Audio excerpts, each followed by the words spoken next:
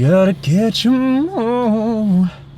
I gotta catch those demons, Pokemon. You know it's my destiny. Pokemon. Oh, you. I grabbed that gin. That's a reference to a ghost type. You teach me and I'll teach you. Pokemon. Gotta catch 'em all. Pokemon. Hello, everybody. Welcome again to Keystone Film Review. We just saw It Lives Inside. Directed by Bishal Dutta, written by Bishal Dutta and Ashish Mehta, starring Megan Suri, Neeru Bajwa, Mohana Krishnan, Betty Gabriel, Vik Sahay, Gage Marsh, and other people. This is a horror movie about an Indian American, young teenage lady. Why did I say it like that? Who is trying to fit in at school until a demon comes and snatches her soul. Comes up inside her. Yes. There was 2 movies that came out. 3, I guess, if you count The Expendables, which I didn't. Oh, I shit. forgot I about forgot that. about that. Yeah, and this was the one that just piqued our interest the most. We weren't really terribly excited for it.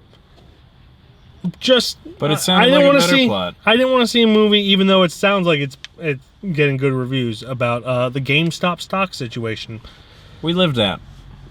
I couldn't give a shit about the stock market, which is why I'm probably poor. But, yeah.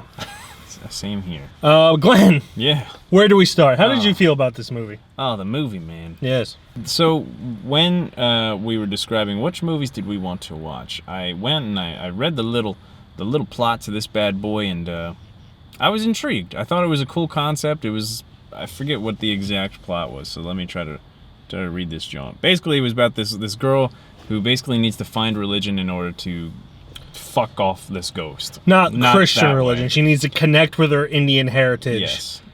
to To dispel exorcise the demon. To dispel this demon, be gone. But the hell outta here. In a, I believe the language is Hindi is the language, because I know India has like 5, 6. I think she says Many languages. She speaks Hindi in this Yeah. as well. So like the plot sounded good, and I don't think we really did. We see a trailer? I kind of ignore trailers anymore, to be honest with you. So if we did see one, I've been trying to do that. I see them. if we in did see theaters, one, but- I banished it from my brain. But I like how we're seeing more, for lack of a better word, diverse stories within the horror genre. Yeah, It's not just white people. It's just causing shit to happen. Yes. It's different cultures and their horror stories. So I like that this is like, it's not the Judeo-Christian god demon thing. It's the Hindu religion, which was interesting to me. And there were a lot of interesting parts about this story, but the biggest thing, and I think you'll agree, what are you looking at? The cop kept pulling up very, very Oh. slowly.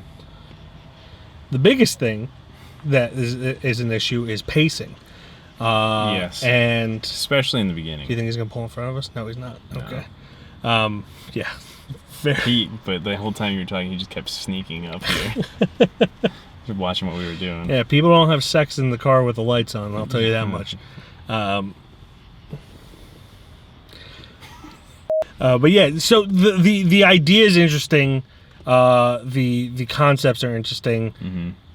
The budget was too low for what they wanted to do, and the pacing was a detriment to it.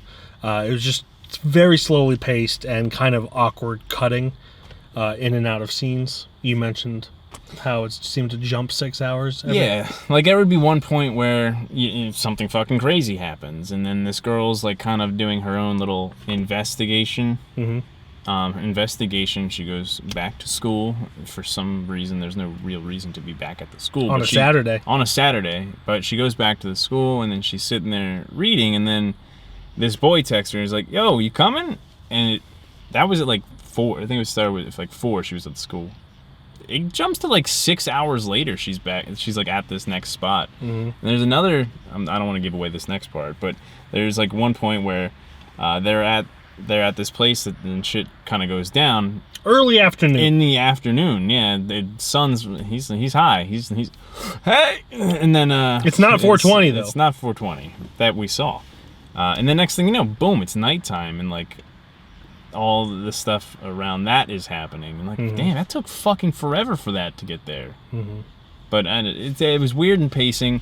Some of the characters kind of felt like pin placed, but they weren't like good characters. Like the boy interest in this kind of just felt like he was there just because he was a teenage high school movie. It felt like someone said, "Hey, you need a romantic interest in this." let's make and her, they shoehorned him in. Let's make her a little bit more interesting, even though she didn't need it. She was kind of the whole point of her was interesting on her own. She didn't need some boy interest. Even if he was a pretty handsome fella, it doesn't matter. But we're also two grown white men, so there's that. Yep. I don't know. There was a bunch of issues that kind of had me more on my phone than I wanted to be for this, especially since I liked the plot of it. And mostly the plot doesn't even matter until the very end of the movie, if that. Yeah. And it doesn't even kind of bring up that fact that it has that plot until towards the end of the movie as well. So it was kind of a shame, because you're sitting there kind of waiting for this thing to happen, and it's just... It's a slow burn that never warranted being a slow burn. Yeah. Like, it could have been... I don't even want to say it could have been fast-paced. It could have just... It's an hour and 40 minutes.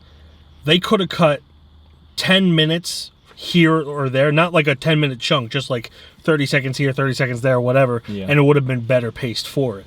And still been a feature film. Hey, you could have done 15 minutes, 20 minutes, it still would have been a feature film. A short feature film, yes. But it would have been better. But more impactful. Yes. The film had a really cool sound design, like with the surround sound. With surround sound, I can normally tell if something is coming from the speaker or behind me.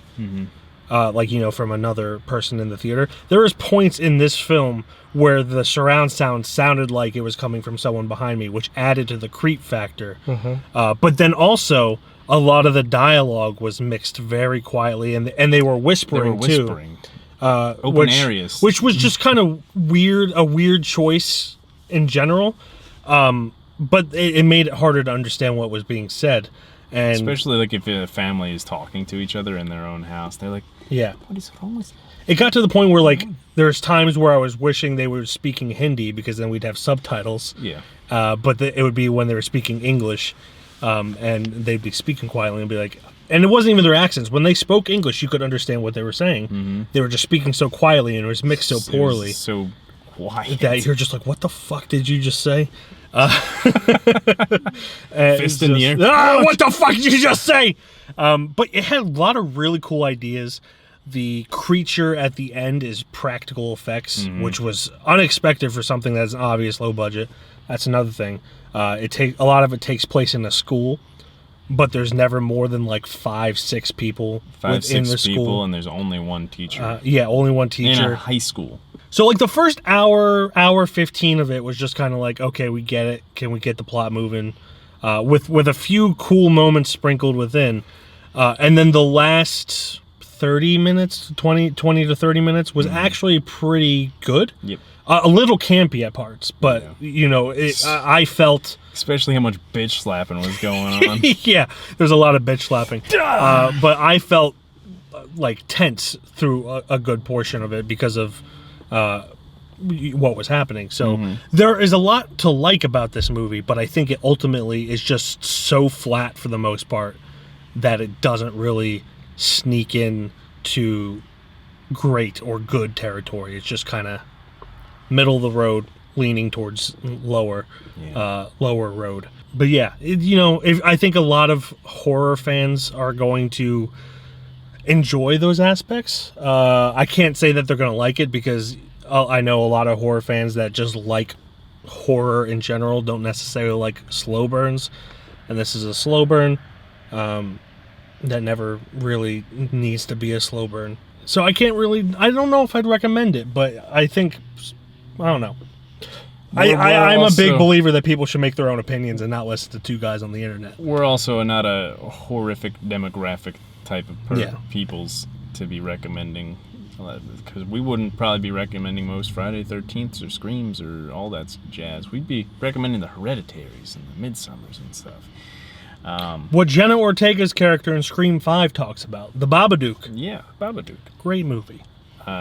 So, I mean, we don't exactly hit that demographic, but there's an audience for this. Yeah. So there's a black woman in this who, things are getting pretty intense for her. She's being stalked by this demon character, and all the choices she makes are what white people would make. I just wanted to be like, don't be white. Don't be white. There's like instead of like a light switch turning off and on, there's like a dial that's like on a timer. Yeah. And she keeps just turning the timer off instead of keeping it on and then letting it run out. Like, no, get the fuck out of there. Just leave it on and get the fuck out of there. What are you doing? Yeah. She's purposely like, what's that noise? Turns it off. I'm like, girl, you crazy. Stop it. Get out. But that was really, we were just laughing at that. She's Yeah. like, what the fuck are you doing right now? And then she had the chance to exit, but she didn't. She just waited to see what would happen. Yeah. It's like, no, leave, lady. What are you doing? Don't be white.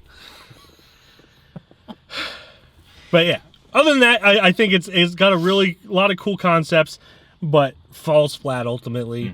And it could have been better. Yeah. I think this is the guy's first film, first feature film. I think it's his first film, but I think it's definitely, I think, his first horror film. Or more. I know they're all shorts. So this is his first feature. Oh, there you go. This is his first feature. I think he will grow as a filmmaker and ultimately become better. I think this is I don't want to say strong. It's a decent directorial debut. Especially you could tell they had budget problems. And the fact that he put most of that into the monster, yeah, hell yeah, much appreciated over having a CGI, which with a low budget would have ultimately been bad CGI creature. But yeah, ultimately ratings, I guess, should we get into? Yeah. The person who loves indie film in me wants to give this a 2.5, but I'm leaning more of a 2. So I think I'm going to stick with a 2. Although I support indie film in general, I was leaning at 2 regardless. Yeah. Yeah. Yeah. So, if you saw It Lives Inside, what did you think? Tell us down in the comments down below. Would you be nice and cozy and home in a little mason jar? Did you find me on the thumbnail in the mason jar? Did you? Are you one of those people who turn off timered lights? Are you interested in saving 15% or more on your car insurance? By switching to not Geico. I saved money by switching out of Geico. Yeah, actually. Not an ad. Goodbye, everybody.